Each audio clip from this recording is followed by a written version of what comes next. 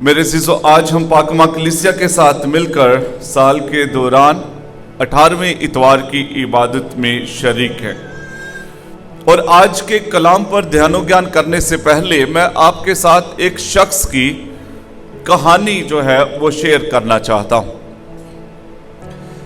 ایک دفعہ ایک شخص کو کسی نے آفر دی کہ آپ اگر زمین خریدنا چاہتے ہیں میں آپ کو سستے داموں زمین دوں گا اور آپ جتنی خریدنا چاہتے ہیں آپ خرید لیں، اور شرط یہ ہے کہ آپ سورج کے طلوع ہونے سے سورج کے غروب ہونے تک، سورج کے نکلنے سے سورج کے ڈوبنے تک جتنی زمین پر چل کر آپ دائرہ بنا لیں گے پیدل چل کر، وہ ساری کی ساری زمین آپ کی ہو جائے گی۔ یہ شخص بڑا خوش کہ اتنی سستی زمین مجھے مل رہی ہے۔ جو ان کا منصوبہ تھا اسی منصوبے کے تحت اس نے صبح سویرے بڑی بے تابی کے ساتھ سورج کے نکلنے کا انتظار کیا، ایک جگہ طے کی کہ جہاں سے اس نے چلنے کا آغاز کیا، اور یہ یاد رکھیں کہ سورج کے غروب ہونے تک پورا چکر لگا کے اس نے اسی جگہ پر، اسی پوائنٹ پر واپس آنا ہے، اس جگہ کو پوری کو کور کرنا ہے، تب یہ زمین اس کی ہو جائے گی۔ اس نے سفر کا آغاز کیا اور تیزی سے چلتا گیا کہ زیادہ سے زیادہ جو زمین ہے اس کے چوگرد پیدل چلتے ہوئے یہ چکر لگائے اور یہ زمین اس کی ہو جائے۔ صبح سے دوپہر ہو گئی اور یہ چلتا جا رہا ہے، اور زیادہ آگے میں اور زیادہ زمین جو ہے اس کو کور کر لوں، اپنے قبضے میں لے لوں۔ اور پھر ایک جگہ پر جا کر جب اس نے دیکھا کہ اب سورج ڈھلنے لگا ہے تو اس نے چکر لگا کر واپس اس جگہ کی طرف سفر کا آغاز کیا جہاں سے اس نے شروع کیا۔ صبح کے وقت اس نے پسینہ، پیاس، تھکاوٹ، لیکن اس کے باوجود اس لالچ میں کہ اتنی سستی زمین اور اتنی زیادہ زمین مجھے مل رہی ہے، وہ اسی سٹرگل میں، کوشش میں اس نقطے تک پہنچ جاؤں۔ لیکن جیسے جیسے وقت گزرتا جا رہا تھا لگ رہا تھا کہ سورج غروب ہو جائے گا اور وہ اس جگہ تک پہنچ نہیں پائے گا۔ اور تیزی سے میں وہاں پر پہنچ جاؤں۔ سانس پھولتا گیا، تھکاوٹ بڑھتی گئی، پسینہ اور زیادہ بہنا شروع ہوا، ڈی ہائیڈریشن ہونا شروع ہوئی، لیکن پوری کوشش میں سورج کے غروب ہونے تک میں اس جگہ تک پہنچ جاؤں۔ میں نے اتنا زمین کا جو حصہ ہے وہ کور کر لیا ہے، یہ ساری زمین میری ہو جائے گی۔ یہ شخص سورج کے غروب ہونے کے وقت وہاں پر پہنچ گیا اس نقطے پر، لیکن وہاں پر پہنچ کر یہ شخص گرا اور گر کر مر گیا۔ تو اس لالچ میں کہ وہ زیادہ سے زیادہ زمین کو اپنا بنا سکے، وہ لمبا چکر لگا کر واپس اس جگہ آیا تھا، لیکن واپس پہنچنے کے بعد اسے وہاں پر کچھ بھی حاصل نہ ہوا، اور اگر کچھ حاصل ہوا تو وہ یہ تھا کہ اس کے مرنے کے بعد انہوں نے اسی زمین کی ایک طرف 6 فٹ کی جگہ پر اسے دفنا دیا۔ آخرکار انسان کو کتنی زمین چاہیے؟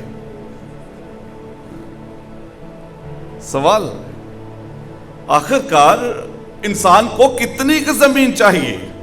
How much land does a man need؟ اور ایسی ہی صورتحال آج کے کلام میں بھی ہمیں دیکھنے کو مل رہی ہے۔ آپ نے آج کی پہلی تلاوت کو اگر غور سے سنا ہے، باطل ہی باطل، یہ ہے جامع کا کہنا، باطل ہی باطل، سب کچھ باطل ہے، سب کچھ مٹ جانے والا ہے، سب کچھ ختم ہونے والا ہے، کچھ بھی قائم نہیں رہنے والا۔ اور آپ ان کتابوں کی حکمت کو اگر دیکھیں تو ان کا نچوڑ نکال کر ایک ہی جواب ملتا ہے کہ جو قائم رہتی ہے وہ خدا کی ذات ہے، اور بس باقی سب کچھ مٹ جائے گا، باقی سب کچھ ختم ہو جائے گا۔ تو دنیا میں رہتے ہوئے کلام جو انسان کو آج پیغام دینے کی کوشش کر رہا ہے وہ یہ ہے کہ تو اپنا دل اس دنیا پر لگاتا ہے یا اس ذات پر، اس خدا پر، اس کی بادشاہی پر جو ہمیشہ کے لیے قائم رہنے والی ہے۔ تیرا دل کہاں پر لگا ہوا ہے؟ انجیل مقدس کی طرف آتے ہیں۔ مقدس لوکا کی انجیل اس کا 12واں باب 13 تا 21 آیات میں سے ہم نے آج کا کلام سنا ہے۔ لیکن اگر آپ مقدس لوکا کی انجیل کہ یہ 12ویں باب کی پہلی آیت سے دیکھیں تو آپ کو اندازہ ہوگا کہ وہاں پر در حقیقت منظر کیا ہے۔ لکھا ہے پہلی آیت میں، اتنے میں ہزاروں کا ہجوم ارد گرد جمع ہو گیا۔ یسوع کے ارد گرد ہزاروں کا ہجوم، یہاں تک کہ ایک دوسرے کو لتاڑتا تھا۔ تو اس ہجوم کے بیچ میں یسوع بڑی اہم ہدایات دے رہا تھا، بڑا اہم کلام دے رہا تھا، ایسا کلام جو زندگی بخش کلام ہے۔ اور اس سارے منظر کے بیچ میں ایک شخص یسوع کے نزدیک بیٹھا ہوا ہے، اور اس نے یسوع کو جب کئی بات کرتے کرتے یسوع نے سانس لیا ہے تو اس وقفے کے بیچ میں اس نے یسوع کے آگے اپنا سوال رکھ دیا ہے۔ اے استاد، میرے بھائی سے کہہ کہ میراث کا میرا حصہ مجھے دے۔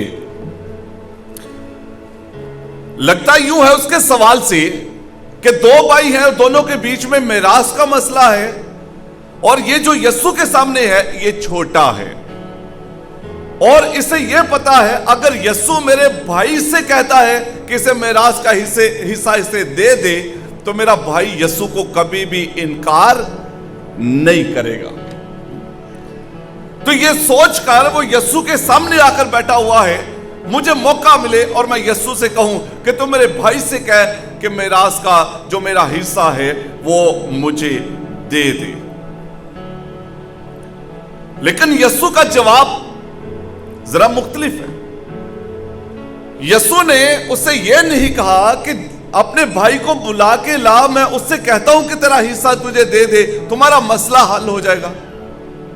یسوع اس سے کہتا ہے، اے میاں، کس نے مجھے تم پر قاضی یا مقسم مقرر کیا ہے؟ یسوع جو وہاں پر کر رہا ہے، اس شخص کا سوال بالکل مختلف صورتحال پیدا کر رہا ہے، وہاں پر پیش کر رہا ہے۔ یسوع کچھ سکھانا چاہ رہا ہے اور اس شخص کا دل اور دماغ کہیں اور لگا ہوا ہے۔ یسوع آسمان کی باتیں کر رہا ہے اور یہ شخص یسوع کو زمین پر کھینچ کر لا رہا ہے۔ میرے بھائی سے کہہ کہ میراث کا جو حصہ میرا ہے وہ مجھے دے دے۔ یسوع نے اس کے بعد ایک تمثیل سنائی ہے، لیکن یسوع جو اس شخص کو اور آج ہمیں پیغام دینا چاہتا ہے، اس پیغام سے پہلے سیکھیں کہ کیا ہمیں اس کلام کی، اس پیغام کی ضرورت ہے بھی یا نہیں۔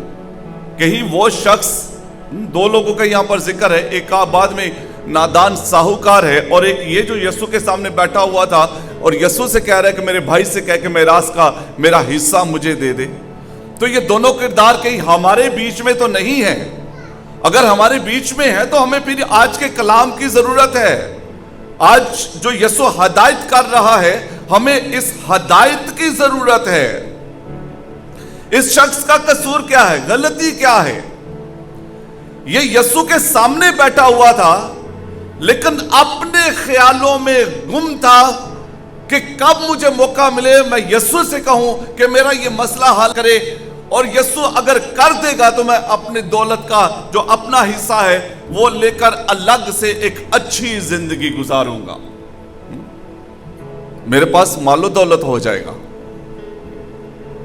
تو یہ he was absorbed in his own plans، اپنے منصوبوں میں وہ کھویا ہوا تھا۔ ہم یسوع کے سامنے بیٹھے ہوتے ہیں، جب پچھلے دنوں میں جب بات ہو رہی تھی مارتھا اور مریم پر، اب میں نے کہا تھا کہ جب آپ خدا کے گھر میں بیٹھے ہوتے ہیں، آپ مریم ہیں، اور پھر آپ نے باہر نکل کر مارتھا بننا ہے، خدمت کرنی، کلام کو شیئر کرنا ہے آپ نے، آپ یہاں پر یسوع کا کلام سننے کے لیے بیٹھے ہوئے ہیں، لیکن کیا آپ سن رہے ہیں یا آپ اپنے منصوبوں میں کہیں کھوئے ہوئے ہیں؟ آپ کے دماغ میں چل کیا رہا ہے اس وقت میں؟ کیا آپ مکمل طور پر اس ایمبو کے ساتھ جہاں سے خدا کا کلام آپ کو مل رہا ہے، کیا آپ اس کے ساتھ جڑے ہوئے ہیں؟ چرچ میں جب کاہن پاک التار پر رسومات ادا کر رہا ہوتا ہے تو التار سینٹر ہے، جب یہاں سے the table of the word, جہاں سے خدا کا کلام ہمیں دیا جا رہا ہے، تو آپ کو اس کے ساتھ، یہ سینٹر آپ کو اس کے ساتھ جڑنا ہے۔ میں نے آپ کو سکھایا ہو there are 5 things جو ریپریزنٹ کرتی ہیں، 5 چیزیں یسوع کی موجودگی کو گرجا گھر میں ریپریزنٹ کرتی ہے، اور یہ 5 چیزیں ہیں کون سی؟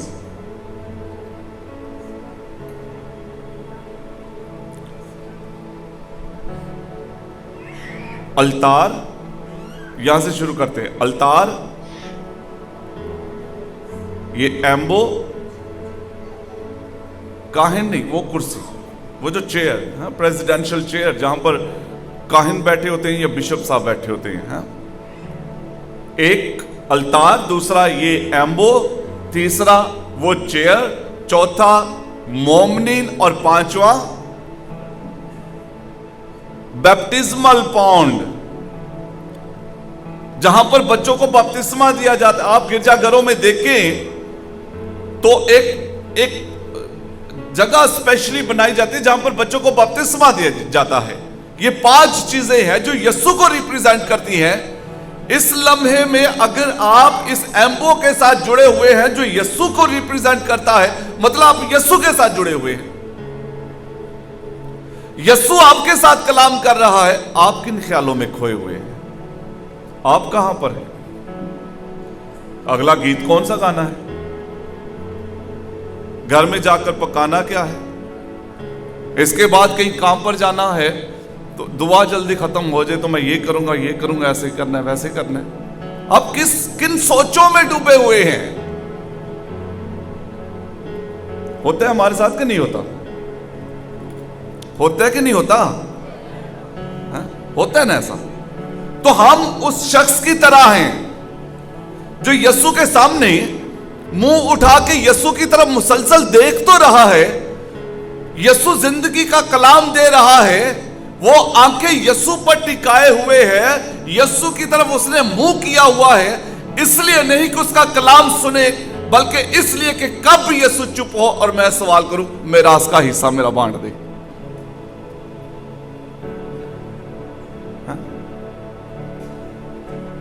اپنے منصوبوں میں وہ گم ہے، وہ یسوع کی تعلیم یا یسوع کے ساتھ نہیں ہے، وہاں پر اسپرچولی، روحانی طور پر وہ یسوع کے ساتھ نہیں ہے۔ اور کبھی کبھی یہ جو کچھ اس کی زندگی میں ہو رہا تھا یہ ہمارے ساتھ بھی ہوتا ہے۔ وہ اپنی فکر میں تھا، میرا مسئلہ مجھے کیسے حل ہوگا، مجھے جو دولت ملنی چاہیے وہ دولت کیسے ملے گی۔ یسوع سکھا رہا ہے کہ ہمیشہ کی زندگی کی فکر کرو، اور اسے زمینی زندگی یا لالچ کی فکر پڑی، لالچ پڑا ہوا ہے، کیسے مال کا وہ حصہ جو میراث کا حصہ ہے وہ مجھے مل جائے گا۔ خداوند یسوع مسیح نے سکھایا مقدس لوکا کی انجیل 9 باب 23 تا 25 آیات میں، اگر کوئی میرا پیرو بننا چاہے تو خود انکاری کرے اور ہر روز اپنی صلیب اٹھائے اور میرے پیچھے ہو لے۔ جو کوئی اپنی جان بچانا چاہے وہ اسے کھوئے گا، اور جو کوئی اپنی جان میری خاطر کھوئے گا وہ اسے بچائے گا۔ آدمی کو کیا فائدہ کہ تمام دنیا حاصل کرے اور اپنی جان کا نقصان اٹھائے۔ جس کہہ رہے سب کچھ چھوڑ کر میرے پیچھے ہو لو، اور یہ یسوع کے سامنے بیٹھا ہوا اپنے منصوبوں کے ساتھ وہاں پر اپنی سوچوں میں گم وہاں پر ہے، یسوع کے ساتھ نہیں۔ اور ایسے انسان کے لیے پھر خداوند یسوع مسیح ایک تمثیل سناتے ہیں، The parable of the rich fool، نادان ساہوکار کی۔ और पैराबल है क्या, ये तमसील है क्या कि किसी दौलतमंद की जमीन में बहुत फसल हुई और अपने दिल में सोचकर कहने लगा कि मैं क्या करूं, मेरे हाथ जगह नहीं जहां अपनी पैदावार जमा करूं। और उसने कहा मैं ये करूंगा, अपनी कोठियां ढाऊंगा और बड़ी बनाऊंगा और वहां अपना तमाम अनाज और माल जमा करूंगा और अपनी जान से कहूंगा, ए जान कि तेरे पास बहुत सा माल बहुत बरसों के लिए जमा है, चैन कर, खा पी ऐश कर। आपको लगता है ये शख्स नादान है? जो टाइटल है वो नादान साहूकार, the parable of the rich फूल। एक अमीर शख्स जो नादान था, बेवकूफ था। आपको लगता है ये बेवकूफ है? आपकी लॉटरी निकली, आप क्या करेंगे? तो आप यू विल हैव प्लान्स, मैं 5 करोड़ से ये करूंगा, ऐसा करूंगा, वैसा करूंगा। और यही तो ये शख्स भी कर रहा है, यही तो इसने भी किया है। उसकी फसल बड़ी अच्छी हो गई है और वो मंसूबे बना रहा है कि इतनी अच्छी फसल हुई है तो मैं इसका क्या करूं, मेरे पास जगह नहीं है रखने की, तो मैं अपनी कोठियां ढाऊंगा और फिर बड़ी बनाऊंगा और मैं सारा कुछ वहां पर रखूंगा। वो अच्छा बिजनेसमैन है, जिसे कहते हैं फार साइटेड, दूर अंदेश। फिर वो प्रैक्टिकल होकर सोच रहा है कि मैं अपना सारा कुछ यहां पर जमा करके रखूंगा, मार्केट में जब गंदम शॉर्ट हो जाएगी, इसका रेट बढ़ेगा, फिर मैं निकालकर महंगे दामों बेचूंगा। तो वो अच्छा बिजनेस करना चाहता है, अच्छा कमाना चाहता है, वो जिंदगी में कामयाब होना चाहता है, सक्सेसफुल होना चाहता है। तो इसमें उसकी नादानी क्या है? लोग दुनिया में आप किसी भी बिजनेसमैन को पूछ ले, वो कहेगा कि ये नादान नहीं है, ये अक्लमंद है और ये अपने लिए अच्छे फैसले कर रहा है कि ये अपने लिए जमा कर रहा है, अपने मुस्तकबिल को महफूज करने के लिए।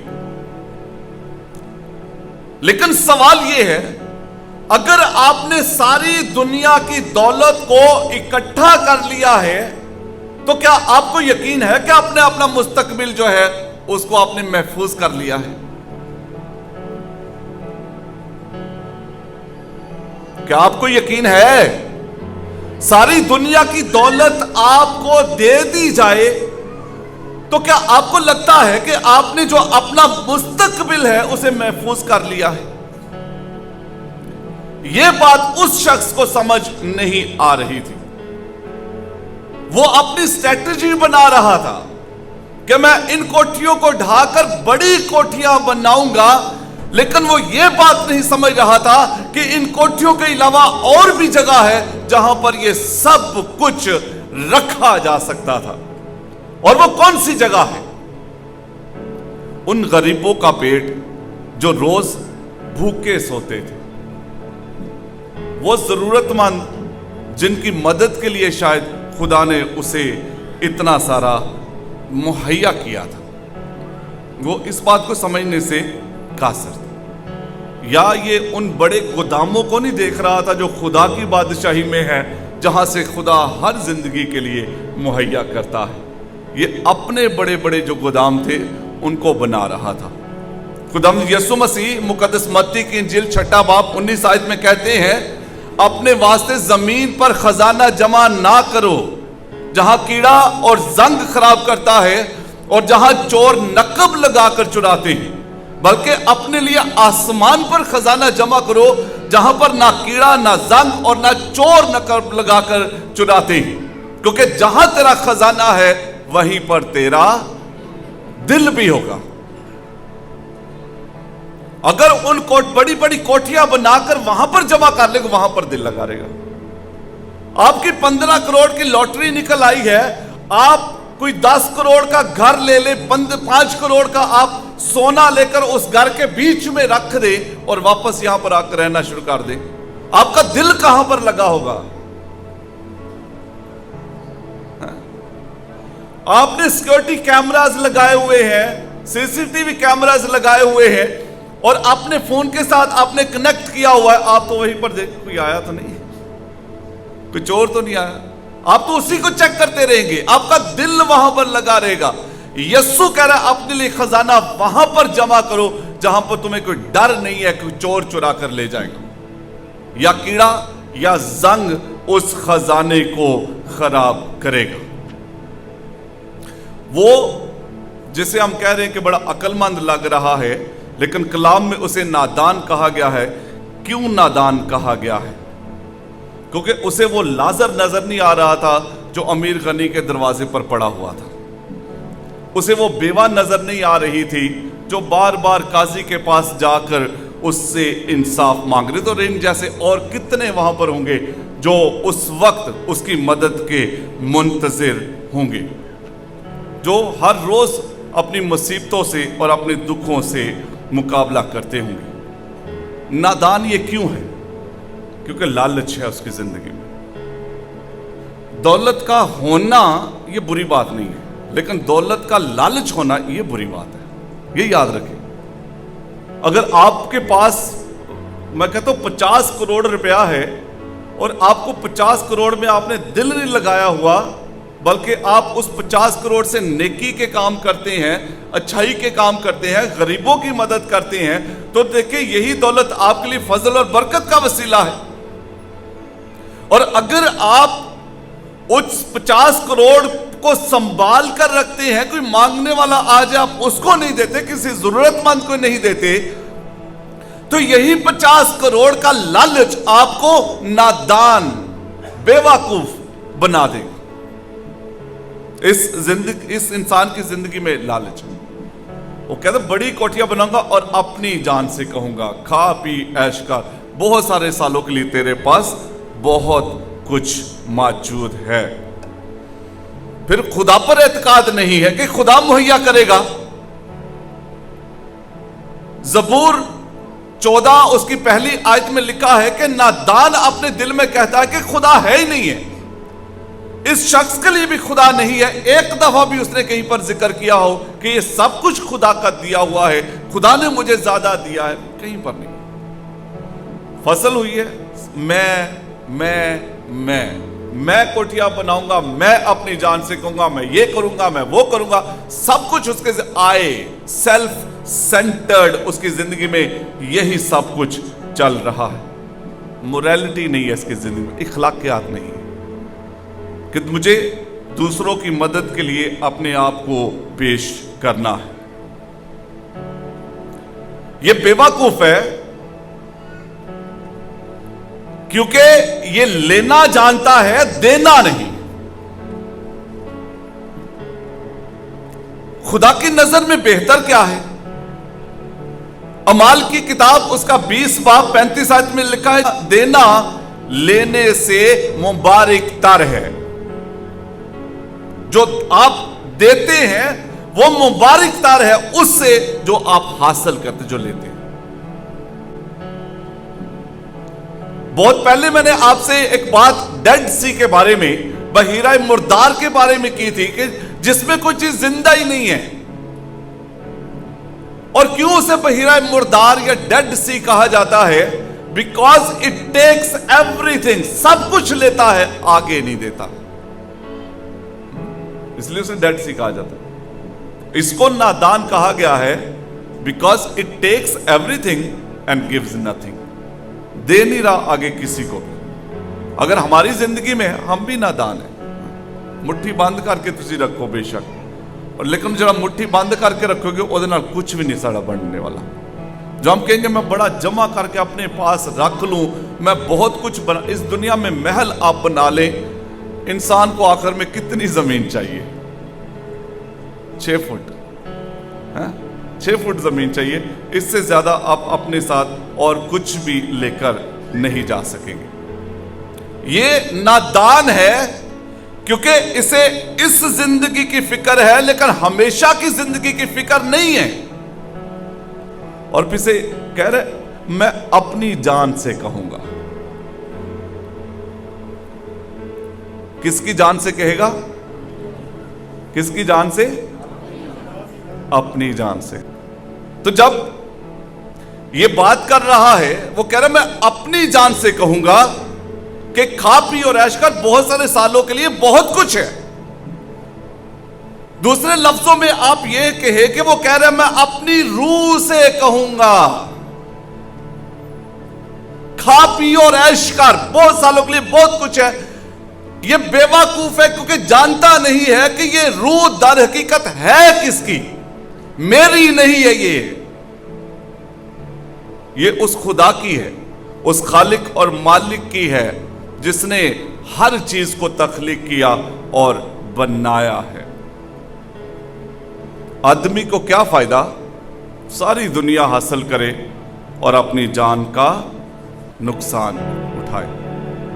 फिर ऐसी नादानी का नुकसान क्या, अंजाम क्या है? मुकद्दस मत्ती की इंजील 25 बाब 30 आयत में लिखा हुआ है, इस नकम्मे गुलाम को बाहर के अंधेरे में डाल दो, वहां रोना और दांतों का बजना हो।